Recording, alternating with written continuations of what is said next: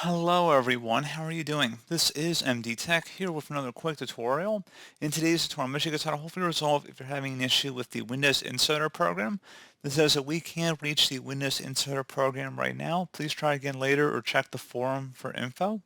So this should hopefully be a pretty straightforward process here, guys, and without further ado, let's go ahead and jump straight into it. So first thing we're going to do is open up the search menu. And you want to type in settings, best match, should come back with settings. Go ahead and open that up. Select privacy and security on the left panel. And then on the right side, you want to go underneath diagnostics and feedback and go ahead and left click on that.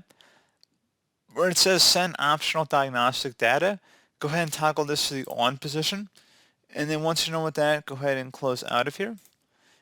And one further thing as well, if you want to go and download the Insider previews manually, I will have a link in the description of my video to the Microsoft webpage in order to download the latest preview builds. So you can go ahead and navigate over to that, assuming you have an active Insider account. So pretty straightforward process, guys. Do hope that I was able to help you out, and I do look forward to catching you all in the next tutorial. Goodbye.